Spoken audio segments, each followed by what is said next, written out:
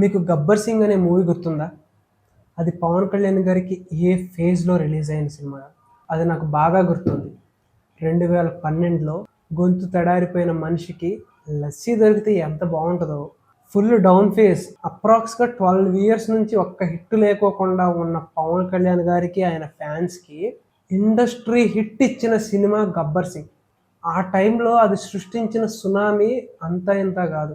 దాంట్లో ఉండే లుక్స్ అయినా, హీరోయిజమ్స్ అయినా, మేనరిజమ్స్ అయినా, సాంగ్స్ అయినా, డైలాగ్స్ అయినా ఇప్పటికీ నాకు మైండ్‌లో అలా తిరుగుతూ ఉంటుంది. ది బెస్ట్ ఎఫర్ట్స్ మొత్తం ప్రతి డిపార్ట్‌మెంట్ నుంచి 100% ఎఫర్ట్స్ పెట్టి ఒక కల్ట్ బొమ్మనిచ్చారు 'గబ్బర్ సింగ్'.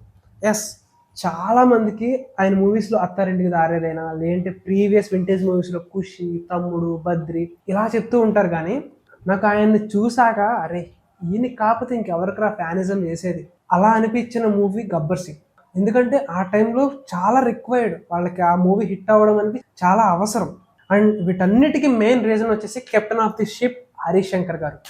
ఒక కల్ట్ ఫ్యాన్ బాయ్. పీకే గారికి వీరభిమాని అనే ఒక పదం కానీ ఏమన్నా ఉంటే అది ఈయనకి ఇచ్చేయచ్చు. అవార్డులైనా రివార్డులైనా మొత్తం హరిశంకర్ గారికి. ఆయన చేసిన ఫ్యాన్ సర్వీస్ మూవీలో ఫస్ట్ ఫ్రేమ్ నుంచి మూవీ ఎండ్ అయిపోయే లాస్ట్ ఫ్రేమ్ వరకు కూడా పవన్ కళ్యాణ్ గారు ఎక్కడ డౌన్ అవ్వరు.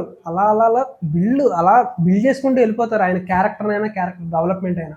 ఎస్, మనందరికీ తెలిసి ఇది దబాంగ్ మూవీ రీమేక్ అయినా సరే జస్ట్ స్టోరీ ప్లాట్ తీసుకుని మన తెలుగులో తీసిన ఒక పక్కా మంచి కమర్షియల్ మూవీ లాగా తీర్చిదిద్దారు హరిశంకర్ గారు. ఇప్పుడు ఇదంతా 'గబ్బర్ సింగ్' గురించి ఎందుకు చెప్తున్నాను అనుకుంటున్నారా? అదే డైరెక్టర్తో అదే హీరో మళ్ళీ కొలాబరేట్ అయ్యి అదే టైప్ ఆఫ్ సినిమా తీస్తే ఎలా ఉంటుంది? ఏ రేంజ్కి ఎక్స్పెక్టేషన్స్ మించిపోతాయి చెప్పండి. ఆ టైంలో 'గబ్బర్ సింగ్' నేను థియేటర్లో ఎక్స్పీరియన్స్ చేశాను. మామూలు విషయం కాదు. పీక్స్ ర్యాంపేజ్ అంతే. అలాంటిది మళ్ళీ చాలా ఇయర్స్ తర్వాత 2012-2026 అంటే 14 ఇయర్స్ తర్వాత మళ్ళీ మధ్యలో 'గబ్బర్ సింగ్' రిలీజ్ అయింది. దానికి కూడా వెళ్ళాను, ఫుల్గా ఎంజాయ్ చేశాను. ఈ ఉస్తాద్ భగత్ సింగ్కి నేను ఇంకా క్యూరియస్గా ఉన్నాను. ఎందుకంటే దీంట్లో యాడెడ్ అడ్వాంటేజ్ ఏంటో తెలుసా? మనకి 'గబ్బర్ సింగ్'లో బ్యాక్గ్రౌండ్ స్కోరు, సాంగ్స్ అన్నీ డిఎస్పి గారే. కానీ దీనికి మాత్రం బ్యాక్గ్రౌండ్ మ్యూజిక్ తమన్ గారు, సాంగ్స్ డిఎస్పి గారు. మనకు తెలుసు సాంగ్స్ డిఎస్పి అంటే మనకి వినడం కన్నా ఆన్ పిక్చరైజేషన్ ఎరగవేస్తుంది. ఇక తమన్ గారు బ్యాక్గ్రౌండ్ స్కోర్ అంటే ఓజీ గుర్తుంది కదా, ఏ రేంజ్ లో ఊపు వదిలేశారో. సో ఇక వీళ్ళిద్దరూ కలిసి వస్తుందంటే ఇక నాకు ఎక్స్పెక్టేషన్స్ పీక్ లెవెల్లో ఉన్నాయి. ఇక హరిశంకర్ గారు ఒక రీమేక్ తీస్తున్నా సరే దానికి మన తెలుగు సినిమాకి ఎలా కన్వర్ట్ చేసి ఎంత పర్ఫెక్ట్ గా తీయాలి, మన తెలుగు ఆడియన్స్ ని ఎలా మెస్మరైజ్ చేయాలనేది నాకు బాగా తెలుసు. సో వీళ్ళ కొలాబరేషన్ లో మూవీ అంటే నేను ఫస్ట్ గాల్లో ఎగిరేసి గంతేశాను. ఇక మనకి తన తర్వాత అనౌన్స్మెంట్ తర్వాత రిలీజ్ చేసిన టీజర్ అయినా, గ్లిమ్స్ అయినా, ఫస్ట్ పోస్టర్స్ అయినా, హీరోయిన్స్ మనకు అన్ని బెస్ట్ కింద వచ్చినాయి. కానీ ఎక్కడో దురంధర్ తో క్లాష్, మళ్ళీ 1 వీక్ ప్రీపోన్మెంట్, ఇవన్నీ చూసిన తర్వాత ఎక్కడో భయం వేసింది, ఎక్కడ ఏమైపోద్దా అని. కానీ ట్రైలర్ చూసాను భయ్య, ఒకటే అనిపిస్తుంది, మళ్ళీ 'గబ్బర్ సింగ్' రేంజ్ యాస్టిజేక.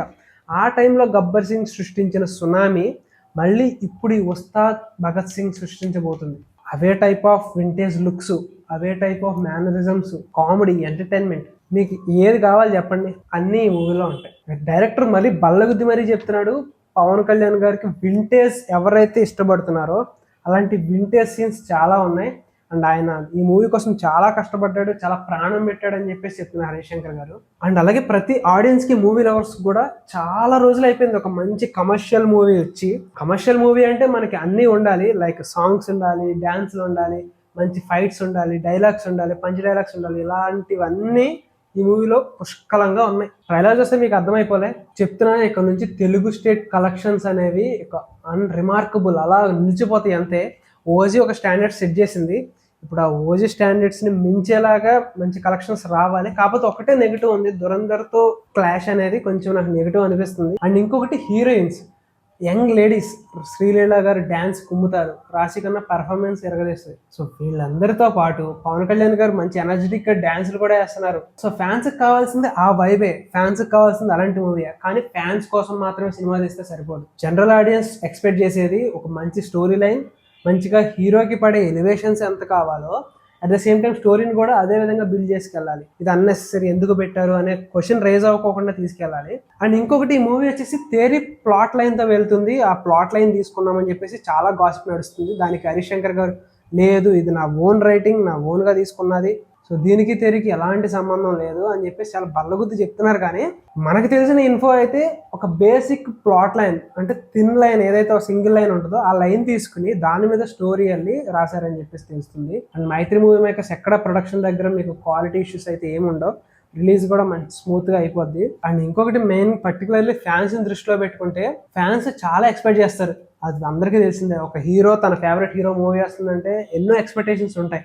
వాళ్ళకి స్టోరీతో సంబంధం ఉండదు, సో వాళ్ళతో సంబంధం ఉండదు, దేనితోనూ సంబంధం ఉండదు. వాళ్ళ హీరో ఆన్ స్క్రీన్ మీద ఉన్నప్పుడు వాళ్ళకి పర్ఫెక్ట్ కమర్షియల్ మూవీ, పర్ఫెక్ట్ గా యూజ్ చేసుకున్నారా, మెటీరియలైజ్ చేశారా కరెక్ట్ గా, బ్యాక్గ్రౌండ్ స్కోర్ బాగుందా, హీరోని ఏ విధంగా చూపించారు, హీరోకి ఎలాంటి ఎలివేషన్స్ ఉన్నాయి అనేది చూస్తారు. అండ్ నార్మల్ ఆడియన్స్ వచ్చేటప్పటికి హీరోకి ఎలాంటి ఎలివేషన్స్ ఉన్నా సరే అండర్ లేయర్ కింద ఎమోషన్ అనేది క్యారీ అవుతూ ఉండాలి. At the same time story అనేది ముందుకి రేసీగా వెళ్తూ ఉండాలి. లేదు అని అంటే కనుక సినిమా రిజల్ట్ ఏదైనా అవ్వచ్చు.